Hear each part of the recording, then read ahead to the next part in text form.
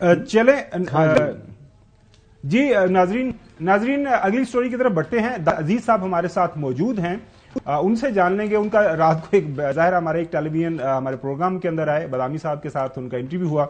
अब जाहिर है उनको टिकट नहीं मिली पाकिस्तान मुस्लिम लीग नून की तरफ से।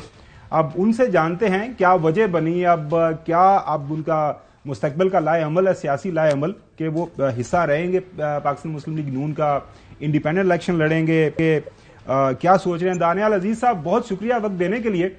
एक तो सर जाहिर है खबर तो आ चुकी हुई है, आपका इंटरव्यू हमने सुन लिया हुआ है, आपने कह दिया है कि जनाब आला मुझे टिकट नहीं मिली और मैं बहैसियत आज़ाद उम्मीदवार के तौर पर मैदान के अंदर उतर रहा हूं, और साथ में जो है हमारी भाभी भी, वो भी इलेक्शन के अंदर एक प्रोविंशियल सीट के ऊपर। तो वजह क्या बनी इसमें? जी वाज़ेह तौर पर जो मुझे कम से कम समझ आई है वो ये है कि मैंने एक महंगाई के हवाले से आवाज बुलंद की थी, जिसमें मैंने ये बताया था कि पाकिस्तान में जो महंगाई है ये नंबर 1 इशू है, और अवाम जो है वो इससे शिकस्त व रेख्त हो गई है, मिट चुकी है, इनका कोई पुरसाने हाल नहीं रहा। और अगर इसका किसी के पास कोई हल है या इसकी जिम्मेदार कौन है वो ठीक ठीक बताएं, ताकि अवाम को आगे से कोई उम्मीद तो पैदा हो। और उसके साथ साथ मैंने ये भी बताया कि पाकिस्तान में जो महंगाई है ये होती नहीं है, ये की जाती है, और अगर ये की जा रही है तो फिर इसका कोई ना कोई मुस्तफीद भी हो रहा है, और ये निशानदेही करके अवाम को बताना चाहिए ताकि आने वाले इलेक्शन में वो अपने वोटों के जरिए अपना एहतसाब कर सकें, क्योंकि उनके साथ बहुत बड़ी ज्यादती हुई है। तो इस आवाज को बुलंद करने के लिए बजाय कि इसको सीने से लगाया जाए और इसको ठीक समझा जाए और इसके बारे में कोई हल पेश किया जाए या कोई बयानिया तैयार किया जाए, जो कि मैं समझता हूं कि मौजूद है, और मैं आज के प्रोग्राम में आपके साथ ये बात करना भी चाहता हूं, लेकिन उसके बजाय मुझे सजा दी गई। तो इसकी में अंग्रेजी का एक मुहावरा है, शूट द मैसेंजर। तो ये एक दानियाल अजीज साहब, आपने देखा कि वो इससे पहले मिफ्ता इस्माइल साहब ने आवाज उठाई, उनका हाल आपने देख लिया, जुबैर साहब ने आवाज उठाई, उनका हाल आपने देख लिया, शायद खाकान अब्बासी साहब ने भी कोई थोड़ी बहुत बात की, बहरहाल जो भी पार्टी पॉलिसी के खिलाफ, उनका भी आपने हाल देख लिया। उन्होंने कोई आवाज नहीं उठाई, और उसमें हुआ यह है कि मेरा जो सूरत हाल है पॉलिटिकली मेरे डिस्ट्रिक्ट की और ये टिकट की, ये थोड़ी सी मुख्तलिफ है। उसकी वजह यह है कि एहसन इकबाल साहब अपने बेटे को एडजस्ट करना चाहते थे, और पहले 2-4 दिन चक्कर लगा के जब इनके बेटे वहां से वापस आए, जो मेरे नीचे प्रोविंशियल सीट है PP 54, तो ये मालूम पड़ा उनको कि यहाँ पर उनको पजीराई नहीं मिल रही है, और जमात ने भी इसके ऊपर जो है कोई खास कान नहीं धरा। तो फिर इन्होंने जबरदस्ती करने के लिए जमात के साथ भी, इलाके के साथ भी, जिले के साथ भी, और अपनी कारकर्दगी, नाकस कारकर्दगी को छुपाने के लिए इन्होंने आके इस ऐसे बड़े ओहदे पे बैठे हुए जो सेक्रेटरी जनरल है पूरे पाकिस्तान के, उन्होंने आके PP हल्के में अपने जाती कागज जमा करवा दिए, ये देखने के लिए कि अगर जमात इससे पीछे हटना चाहे तो फिर वो एहसन इकबाल साहब जो है अपना उनके ऊपर कह सकें कि जी मैं ठीक है, फिर मेरे से आप छुटकारा हासिल करना चाहते हैं, मेरे से ज्यादती हो रही है।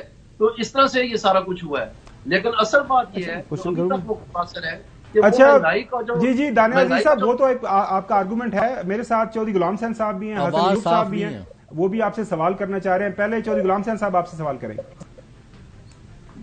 दानियाल अजीज साहब, सेहत कैसी है आपकी? आपके वालिद और आपसे हमारा बड़ा पुराना ताल्लुक है, और मैंने हमेशा और बरमला कहा है कि पाकिस्तान में अगर ग्राउंड रियलिटीज और अवामी पल्स जो है, आम आदमी के हालात व वाक़यात के ऊपर कोई राय लेनी है तो अनवर अजीज या उनके साहबजादे दानियाल अजीज से लें। तो आपने जो महंगाई के खिलाफ और बाकी इश्यूज पर आवाज़ उठाई थी, वो कौम और आवाम की आवाज़ है, और हम भी यहाँ रोज़ यही रोना रोते हैं। अच्छा, अब ये आपके जो पार्टी के कुछ लोग हैं ना, एक साहब हैं वो कहते हैं जी हमें तो 17 बंदों की लिस्ट दी गई है फलां जगह, तो आपकी तो एक जगह बहुत अहम जगह पर बहुत करीबी अजीजदारी है, तो मुझे नहीं समझ लग रहा कि ये आपके साथ क्या ड्रामा हो रहा है। तो आपकी जो पेरेंट पार्टी थी वालिद साहब की, वो पीपल्स पार्टी में रहे, तो अगर इस वक्त कोई अवामी सियासत कर रहे हैं तो वो तो बिलावल भुट्टो कर रहे हैं, आप उनके साथ क्यों नहीं खड़े हो गए बजाय इसके खानदानी विरासत के? गुलाम साहब बड़ा अच्छा सवाल पूछा आपने, और आपका शुक्रिया, आपने बड़े प्यार भरे लफ्ज मेरे लिए इस्तेमाल किए, मैं उसका शुक्रगुजार हूँ। मैं सिर्फ ये करना चाहता हूँ कि मैंने अभी 10 नुकाती जो प्रोग्राम पीपल्स पार्टी ने इस इलेक्शन के लिए नुमाया किया है, उसमें आप देखेंगे और आपको हैरानगी होगी, महंगाई का लफ्ज ही नहीं है।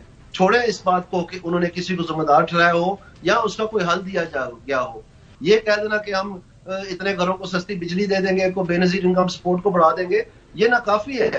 یہ اسی کے برابر ہے کہ لوگ کہتے ہیں کہ جی آپ تنخواہیں بڑھا دیں. بھائی کتنی تنخواہیں بڑھائیں؟ 43% پہ اس وقت اس ہفتے آپ کا سینسٹیو پرائس انڈیکس پہنچا ہوا ہے. اس کا مطلب یہ ہے کہ جو حکومت خود مان رہی ہے، جو کہ ہمیشہ ماننے سے قاصر رہتی ہے، آپ آسانی سے اس کے 2 سے ملٹیپلائی کر سکتے ہیں، اور وہ 43% ہے. جو 51 آئٹمز ماچس سے لے کے گوشت، بجلی کا بل، LPG کا سلنڈر سے لے کے دال، دلیا، چاول، آٹا وغیرہ، یہ ساری چیزیں جو ان 51 آئٹمز میں شامل ہیں، تو ان کی جو مہنگائی ہے اس وقت اس ہفتے وہ 43% ہے. تو آپ مجھے یہ بتائیں کہ یہ آل ٹائم ریکارڈ ہائی ہے، تو یہ کہہ دیتے ہیں کہ جی یہ صوبائی ذمہ داری ہے. صوبائی ذمہ داری یہ کہیں کی نہیں ہے. جو بھی یہ کہتے ہیں وہ جھوٹ بولتا ہے، کیونکہ جو ابھی امینڈمنٹس ہوئے ہیں اسٹیٹ بینک ایکٹ میں، اس میں اسٹیٹ بینک کا صرف ایک فنکشن ہے اور وہ مہنگائی کنٹرول ہے. اگر مہنگائی کا کنٹرول ان کے پاس ہے تو آپ مجھے بتائیں کہ ان کا صوبوں کے ساتھ کیا ناتا ہے؟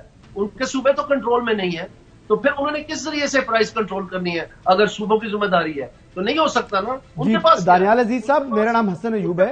پلیز میری بات سن لیں. جی ان کے پاس ایکسچینج ریٹ ہے، ان کے پاس انٹرسٹ ریٹ ہے، ان کے پاس منی سپلائی ہے، ان کے پاس یہ تمام ٹولز ہیں جس کے ذریعے سے پوری دنیا میں مہنگائی ہوئی ہے اس کووڈ کے بعد، لیکن انہوں نے کنٹرول کیا. اس خطے میں تھوڑی بہت مہنگائی ہوئی ہے، لیکن جس طرح سے پاکستان میں پٹاخہ نکلا ہے مہنگائی کا، وہ تو نہیں ہوا. اور اگر آپ یہ مانیٹری پالیسی کمیٹی ہے ایک اسٹیٹ بینک کی، وہ سالانہ تقریباً 8 میٹنگز کرتی ہے. وہ میٹنگز کی رفتار بھی بڑھا دی گئی ہے، اور ان کو اگر آپ پڑھیں ان کی جو پریس ریلیزز ہیں، وہاں پر تو صرف وہ مہنگائی کی کنٹرول کی باتیں کر رہے ہیں، اور وہ بتاتے ہیں کہ ہمارے ٹارگیٹس جو ہیں وہ پورے نہیں ہو رہے. تو اگر یہی بات ہے، اگر ایک منٹ کے لیے اگر یہی بات ہے، تو پھر اگر مہنگائی کا ذمہ دار یا مہنگائی کو روکنے کا ذمہ دار اسٹیٹ بینک آف پاکستان ہے، تو پھر آپ مراسلے کے ذریعے بیچارے غریب ریڈی والے کو کیوں گرفتار کر رہے ہیں کہ اس نے نرخنامے سے 2 روپے زیادہ چارج کیے ہیں؟ یا آپ قصاب ایسوسی ایشن کو کیوں گرفتار کر رہے ہیں؟ آپ ان کا جینا حرام یا پیچھے سے مہنگائی کا فلڈ آپ خود لا رہے ہیں، اور ان بیچارے غریب لوگوں کا جن کا اس سے نہ کوئی لینا دینا ہے، ان کو آپ گرفتار کر رہے ہیں اور ذخیرہ اندوزی اور منافع خوری کا نام لے رہے ہیں، یعنی ان کی لان تان کر رہے ہیں. دوسری طرف آپ کہتے ہیں کہ ہم نے مارکیٹ کے ذریعے ترقی کرنی ہے، اور مارکیٹ کو ہی آپ گرفتار کر رہے ہیں، جبکہ جو لوگ مستفید ہو رہے ہیں ان اسٹیٹ بینک کی پالیسی سے، اس کم تر ترین یا نیگیٹو ریل انٹرسٹ ریٹ سے، ان کا ذکر کوئی نہیں کرتا. جب پبلک اکاؤنٹس کمیٹی نے یہ سوال پوچھے کہ ان لوگوں کی لسٹ دی جائے جن کو کووڈ کا پیسہ مفت داموں بانٹا گیا، وہ 628 جو خاندان ہیں، جو بزنسز ہیں، ان کے نام دیے جائیں، تو وہ ان سے قاصر ہو کے اسٹیٹ بینک نے صاف جواب دے دیا